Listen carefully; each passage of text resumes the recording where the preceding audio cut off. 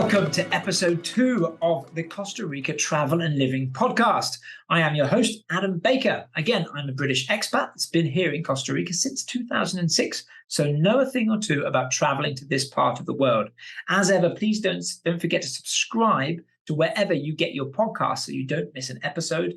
And of course, if you're following on YouTube, let us know what you think of the series in the comments box below, and we'll get back to any questions you might have.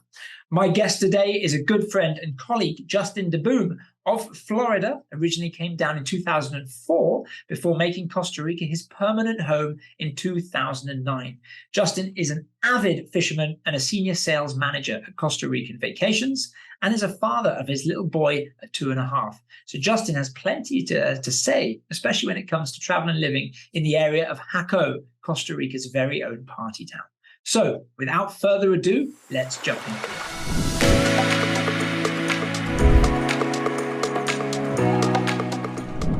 Justin DeBoom, good to have you back, sir, on another podcast. How are you doing? Pleasure as always, Baker. Fantastic. Well, as you know, we've done a few of these podcasts related to Costa Rican Vacations over the years. And Costa Rica Travel and Living does exactly what it says on the tin, chatting with friends, families, colleagues, all around the tourism and travel sector of Costa Rica. Great to have you on. For those of you who've never seen any of your content or worked with you, either be it fishing or traveling here to Costa Rica, give me the backstory about how Justin came to Costa Rica originally. Oh, boy. Yeah, so my first trip down here was in 2004. And I was actually a client of mine brought me down. I'd never been to Costa Rica. The whole reason I got my passport was to come on that trip. There you go. I came down for 2 weeks. The first week was spent at CPI Spanish school. And then the second week was traveling around and learning the Pura Vida way, I guess. And that was back when Martin Air used to fly nonstop round trip out of Orlando for $99 a ticket. And I got bit. I was here twice a month. That's the first time I've heard that airline. I know you're approaching 20 years. I know you said you first came down in 2004. I came down in 2006, and I remember deciding not to get on the flight home, but as a literal student, just out of university, stuck in the country for 9 months with no way home. I had a colleague, I was in the cloud forest of Monteverde at the time, and they're like, there's a cheap airline. You can fly one way back to the UK, $900. And in 2006, that was great. There was no other way of me getting back easily where I could pay with cash. It was Martin Air. Martin Air, yeah. All the way back. Yeah. And they went away. I guess cheap tickets don't pay the bills. Yeah, but, I mean, that's... How fast has the last 2 decades gone for you living here? Oh, well, I moved down Christmas Day of 2009. Okay. And it literally feels like yesterday. And even more so, the past 2 to 3 years have blown by with a lot of life changes. But I literally remember my first trip like it was yesterday. And it's been almost 20 years ago. So pretty wild. I remember you saying you were back, you were traveling back and forth a few times between 2004. And then you say you moved on Christmas Day 2009. What was it that triggered the decision to make the big move permanent? Yeah, for me, it was more so from a state of affairs in the U.S. I was a landscape broker, and unfortunately with the housing crisis, it created a crisis in my business. So I decided to sell the business and sell the things that I had, and figured I'd go down to Costa Rica and learn Spanish for a year. And I guess I'm a slow learner. I'm still here. But that's literally what brought me down here, made me make the move. That's quite funny. So the beginning of this podcast series, I'm chatting to a couple of people associated with our travel agency initially, and we're going to be, chatting to people all over the country. But that's quite funny that I spoke to Anastasia on the previous episode, and myself, much like you come down without the purpose to live. You're just filling a gap, maybe learning Spanish. We're much younger, and then that turned into an extended decision later on. What do you think it is about Costa Rica that is so appealing? Even in a younger age, you come down, you didn't have plans to stay, but you turned it into a lifestyle. Yeah. I mean, for me, it's probably different, but it was just, I was in a relatively good position in my life, to be able to take a risk like that. But then for the years prior to making the move, I had a good network of friends and what I call my Costa Rican family. And so it made it a bit easier. And the year went by super fast, and I kind of started to find a life here. I still hadn't figured out how to work. I still hadn't figured out how to make money. But, and then I ended up meeting what is my wife now. And it kind of just progressed. I'll be honest. I didn't intend on living in Costa Rica. It just evolved. And it's not quite sure exactly why, but it just happened and I'm happy with it. So no, I'm here as well. I couldn't agree with you more. When you chat to some of your friends and family and they see the lifestyle and they hear how it's going in Costa Rica, what kind of tips do you give them if they were interested when they go, hey, Justin, I'm thinking about making the move to Costa Rica myself? What's the first thing that you tell them? Yeah, well, the first thing is they better visit as a tourist, just because it is not the U.S. And so you have to make sure that the environment, the area, and the things that Costa Rica brings to the table are of interest to you. You know, if you're looking for big cities and fancy restaurants, you're going to be miserable here. Yeah. But that's my first tip that I would always recommend is visit the country first. That's first step. That's a good one. And I've said it many times myself. Don't just visit quickly. Take your time. Yep. Pick 2 or 3 areas that you're considering that you'd have an interest. Do some research. There's so many resources out there. Do have an extended vacation if you can. Come and experience it. And it's not just the location or the people. It's even the weather, the climate, depending on what you're used to. You're down in Jaco, which is an hour and a half from San Jose on the Central Pacific coast. And it's famous, hot. And it's very hot. Why did you choose Jaco, even though I may know the reason based on your own interests? Yeah, Jaco is home now. Prior to that, I was living in the Central Valley, which I personally did not care for. Right. Coming from Florida, traffic, I have zero interest in that. Yes. And in the Central Valley, you deal with it a tremendous amount. Yeah. But Jaco for me it's close to the Central Valley. So any of that city nightlife that you might want, but also I'm a big fisherman. And the Pacific Coast in Costa Rica is arguably one of the best bill fishing destinations in the world. And here in Jaco, we've got Los Sueños, Manuel Antonio and Capos is an hour south. And beyond everything, also with my job with Costa Rican Vacations, it allowed me to meet many of my clients, which I thoroughly enjoy. Not just a person on a phone. I like to meet the people that I'm talking with. And it worked well. Yeah. In your case, coming from Florida with a background in fishing and a love of sport fishing, coming to Costa Rica, it wasn't necessarily as much of a risk in the fact that you're still going to love one of your passions in life, right? So you come to an area like Jaco, which is its big focus. Tell the audience listening as well, what can a visitor to Jaco expect if you've never heard about Jaco? Yeah, what kind of visit or visitor? Yeah, like the town, the nightlife. Yeah, I describe Jaco is a sunny place for shady people. That's actually a joke, but that's kind of, if you Google it, you will find some terrible experiences and terrible comments and other amazing comments. The truth is that's pretty much anyone in the world I've come to accept. But Jaco is kind of a melting pot because it's easily accessible for all the locals. Weekend traffic, a lot of locals come to this area. You also get the party scene. We do have a very good party vibe here, the nightlife, things like that. But then also the ecotourism, the access to the national parks, the marine life, Tortuga Island, you name it. It kind of offers a little bit of everything. And if you want to branch out into some other areas beyond the coastal areas, it's not a big jump. When you get in a more remote area, farther south or farther north, when you start wanting to visit other destinations, it's a good hub.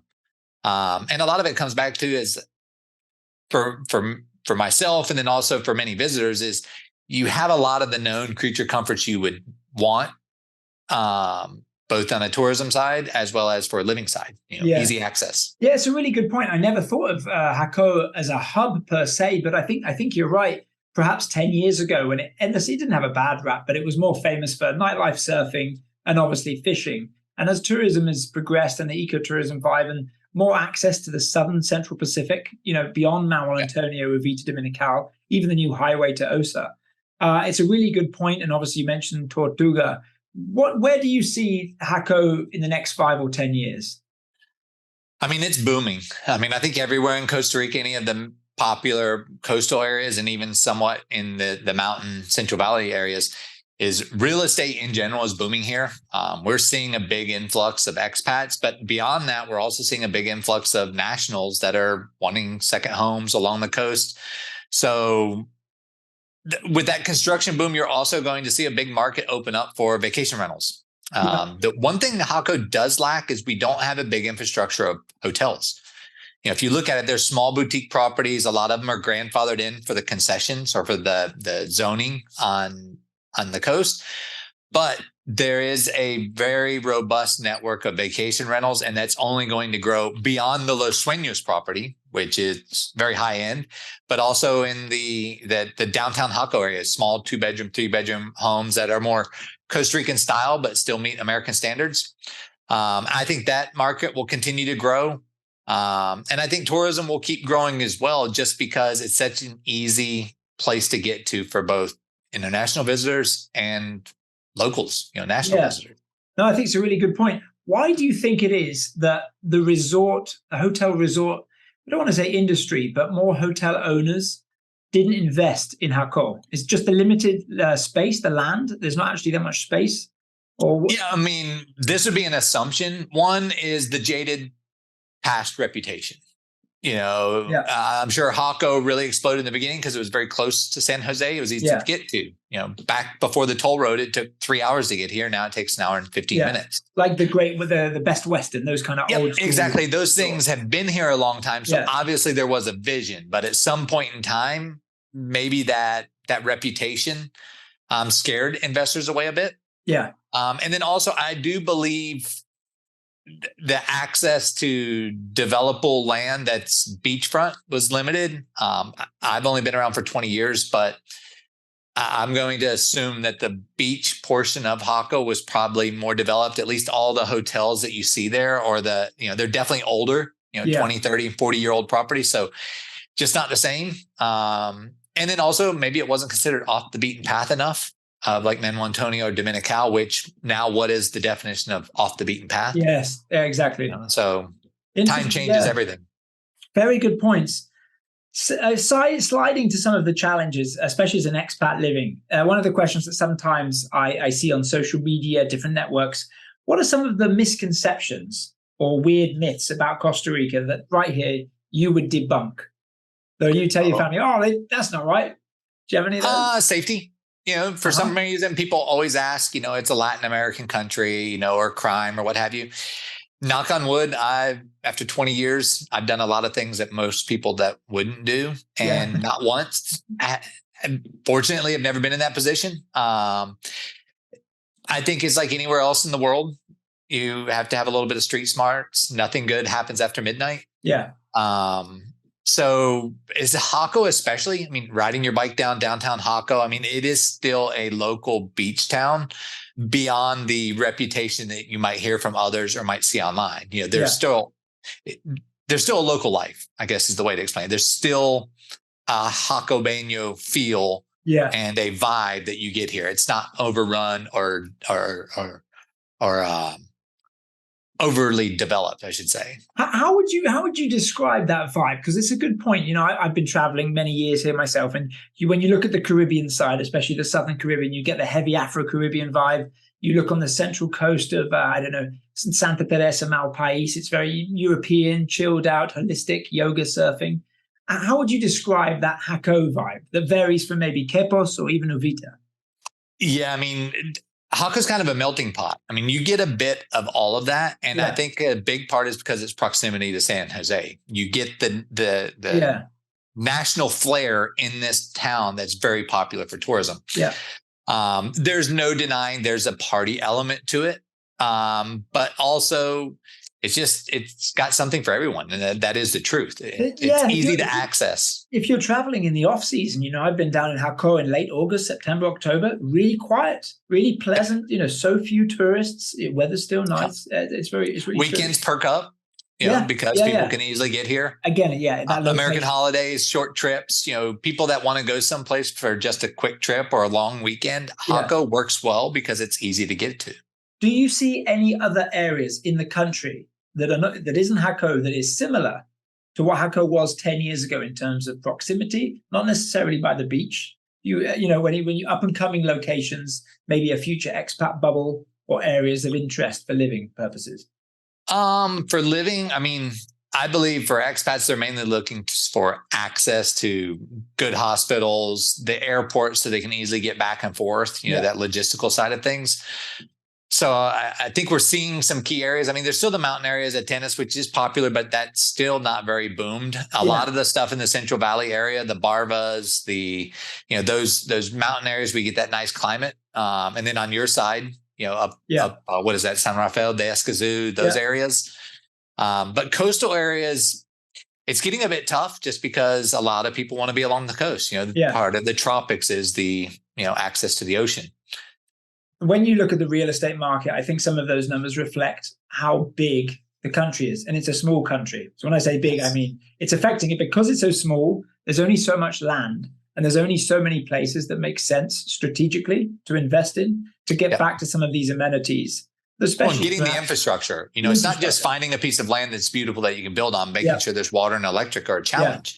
It goes where the demand is, and the coastal areas in the Central Valley is definitely more popular.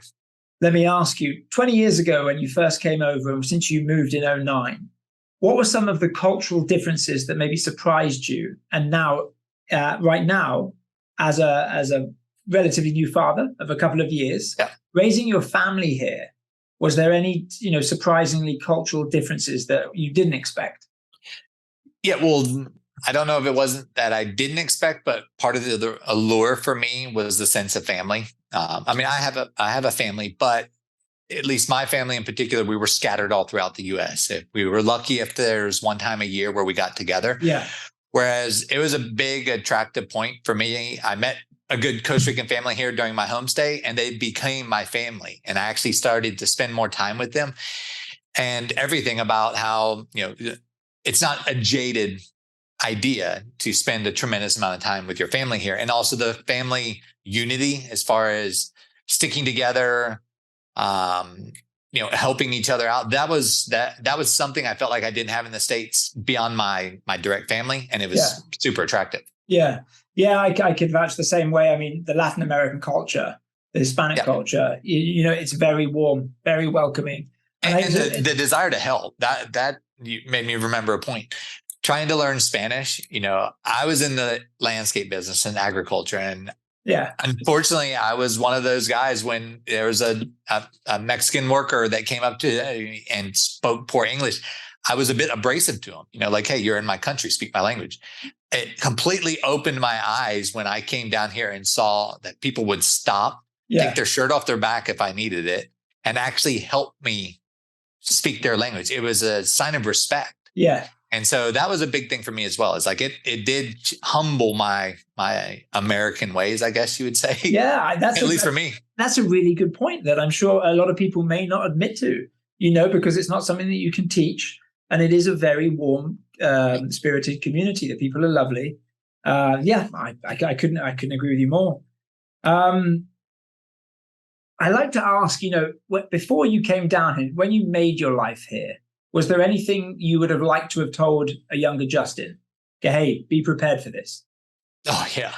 And what would maybe one or two, what were the key things that you wish you'd known? Never say, well, it's not what we do back in the U.S. Or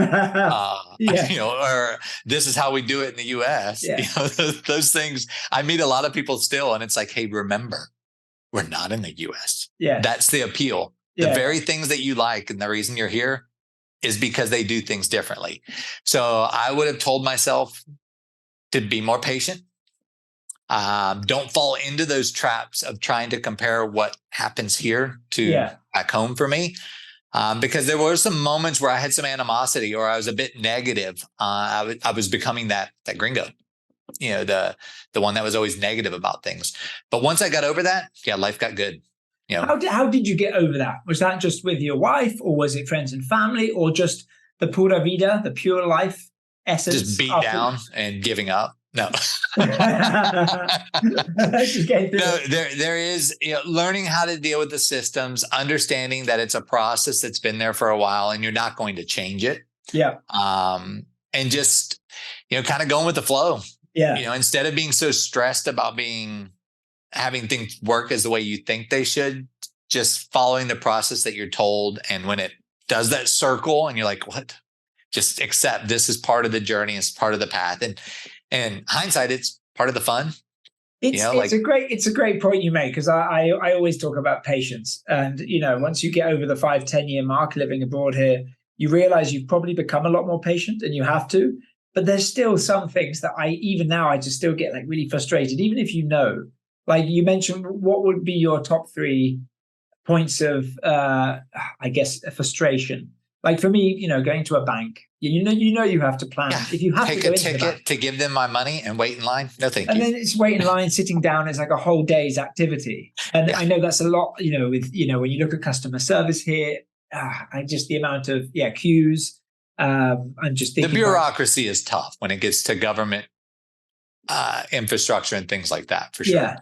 So you just kind of have to suck it up. Do you have any stories that you can recollect where it had been particularly frustrating, or maybe regarding your house, or I don't know, purchasing a car? No, I did have a distribution business here. I was importing in Western clothes, and I had a run-in with the Ministerio de Trabajo. And the mentality and the mindset that the employer is the bad guy and the employee is always the victim, which for many times it is the case, but how they take that to the next level. Yeah. I literally closed my business down the day that they showed up. And they felt that they had done a good deed to the employees I let go that day. But it's because that mindset, it was just a very bizarre situation. And that actually might have been a turning point when I accepted that entrepreneurial start a new business idea here was not quite the right place, and steered me to finding Costa Rica vacations. Yeah. Because instead of fighting that bureaucratic machine, like it didn't work the same. That might have been one of the turning points for me when I started to enjoy Costa Rica more. Gotcha. Yeah, no, that's understandable. That makes sense. So obviously you're a big fishing guy. You've owned a boat, you've maintained it, you work with hundreds and hundreds of clients, like probably thousands now, for the amount of years that you've been planning fishing vacations and vacations in general. What would you say is one of the best fishing vacation routes? 3 locations, Costa Rica. Where are you sending your clients? Oh yeah, well, I mean, my most favorite destination beyond the fishing is Tortuguero. Okay, it's just unique. I think that's still one of the old Costa Ricas. You can only access it by plane or boat. So you don't have the development yet. Being from Florida and growing up on the water, I love the idea that when you want to go anywhere, you get in a boat. There's no horns. Pretty awesome. And also the fishing's awesome. So starting a trip off in Tortuguero or finishing a trip there is great. And then stopping, what I call a coast to coast trip. Going from the Caribbean coast, visiting Arenal, Monteverde, one of the mountain regions, and then finishing up on the Pacific coast, whether it be Jaco, Capos, Manuel Antonio, or Guanacaste. That's a pretty neat trip because you get to see a lot of different climate zones, as well as the flora and fauna is quite different. Yeah, from both coasts and the center mountain. How have some of those smaller places survived the pandemic? You were heavily involved with some charity work, I believe, a real difference. One of your charity fishing partners in Jaco. So you were like many of us in tourism at the peak of 2020 there in Costa Rica, where over 500,000 people are affiliated or working with, a member of family or a friend in the tourism sector. It was incredibly difficult. When you talk about the areas like Tortuguero, can you tell us a little bit of what it was like living through that and how they've come out the other side, hopefully for the better? Yeah, I mean, so Tortuguero, I can't speak exactly how the locals did, but I think that's one of those communities where it was small and they're kind of self-contained, and they also live within their means. Because they don't have those massive infrastructure projects and they don't have those big hotels, keeping what they had alive and functioning. Also, areas like Tortuguero, a lot of the Pacific Coast areas, they capitalize on the national market. We saw that here in Jaco for sure, because Costa Rica's got great destinations for their own people. I myself explored more during COVID to areas that I thought I'd already been to or I didn't have an interest in. So for such a small country, there's a lot to offer, not to visitors, but also the nationals. And I think that helped tremendously because there wasn't a lot of assistance from the government. We saw that. They just don't have the means to do it. You could argue we were very fortuitous to be stuck in a country as beautiful and as connected as this. And it Greatest wasn't place really ever to be stuck during COVID. Right. Let's do it again. Yeah. I mean, compared to having chats with family members back home in the UK, and how Europe was shutting down and the US the same. And it wasn't like we had a lockdown, right? We could still walk out. You just couldn't drive. There was a driving curfew, I remember. Yeah. So it didn't quite feel anywhere as bad. And I guess the people in the country here as well, that Pura Vida lifestyle, the outlook on life, generally very positive. Yeah. Kind of push through. I definitely think that's truthful. Do you see this increase in tourism traffic continue, or do you see it dying off? And how do you see travel and tourism here in the next 5 years, in your opinion? I mean, I think Costa Rica is still going to be high on the radar for many visitors because it's a good entry point to more exotic, more off the beaten path destinations. Yeah. The routes and accessibility are really good for the US and the UK and many other areas. So I see it growing. As the world did open, obviously competition opened again. So there are some of these other destinations that might be up and coming, pulling a bit of that. However, it goes back to Costa Rica offers something that many places don't. And that's, raw natural beauty. The people is a product that you can't export. You can't duplicate it. That Pura Vida mentality and the Tico, or the Costa Ricans themselves, is unique. You're not going to find it anywhere else. Yeah. And I think that helps. That's a unique experience here that you're not going to find anywhere else. Yeah. It's a good point. I'm guessing you see yourself here for the long run? Or do you see a future where you're perhaps going back to the States or somewhere else?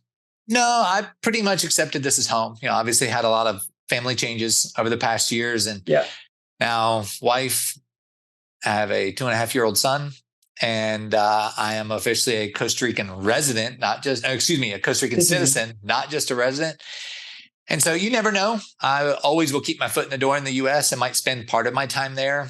I guess I'll know more once my kid gets to the age of school and make some decisions there. But I see Costa Rica as home.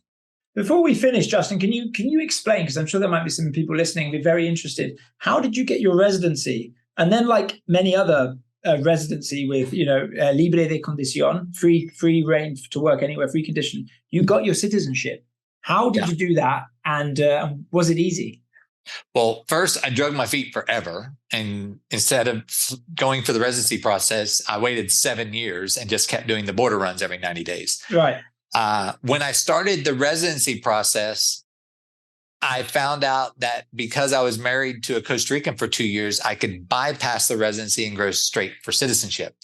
There's no real benefit difference from what I understand, other than the voting side of things and also not having to contribute to CAHA voluntarily. I still do, but that was the main reason. I don't have to do the re-application process of residency to get permanent residency after the first 2 years. So I call it, they give you a reward or a prize if you last more than 2 years married to a Costa Rican wife award. And that's citizenship. My wife can't hear me, but that's what I tried to describe. Hear you right now. I made it. I'll give me my prize. So no, I haven't done the citizenship route yet. I remember when I started the process, you could either, invest in land. I believe that number was around 150K US. You can get married, as you mentioned, to a local. You can have your child here, or have a business, run a business, and you get sponsorship through work. Well, one of the 4 key ones. I think there might be a couple more, but we can always put a link down below if anybody's interested in that process. I think I've got my residency myself maybe 5 or 6 times now, to the point where I have 5 years. I remember it's a year, then it's a year. So you have to renew every 5 years still. You have to, and that was one of the main reasons. I just didn't want to go through it. You're right. You have to renew the first 2 years every year. Then it goes from 1 year to 2 years, 2 to 3, and then 3 to 5. So I think I'm on like the 8th, 9th year. I was doing the border runs, much like you mentioned, which was fun in itself. But as you get a bit older and you start a family and you're quite busy with work, it gets it's difficult. Disruptive to have to take vacations. Yes, and it's nice to have that relaxed process. Very good. Justin, let me ask you final question. So if you have a client coming down on a vacation, not necessarily fishing, what are the hidden gems? Say they've got 7 days to experience Costa Rica. What is your go-to Costa Rican vacation? I mean, if it's a first-time visitor, it's hard to bypass the bread and butter. And the reason is because they are more developed, but it's still super unique. And if you've never been here, it's going to be magical. So Arenal is one of my go-tos, and a Pacific Coast destination. whether it be Manuel Antonio, Capos, Jaco, or Guanacaste region. The tried and true 7-night trip, 3 nights in Arenal, 4 nights along the coast. It's a great starter entry point to discovering Costa Rica. I couldn't agree more. But then to continue that point, then say you've got a guest who's loved that, because we sell an awful lot, go to the volcano, adventure, relax on the beach. When you come back, are you able to put a specific location on somewhere that you recommend for a repeat visitor going to somewhere off the beaten path? That's where I start throwing in the Tortugueros, the Osas. And there's some other more like the Borincans and what's the other one up there? Rio Perdido. Rio Perdido.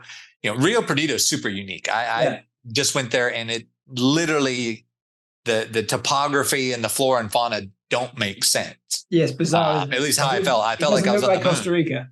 Yeah, just completely out there. So that's where you start hitting those more what we as locals would consider off the beaten path areas. And that's it also, those are not the places you want to start to first and then find out it's not where you want to be. There's no easy out. So that's why I always stick with the tried and true to start.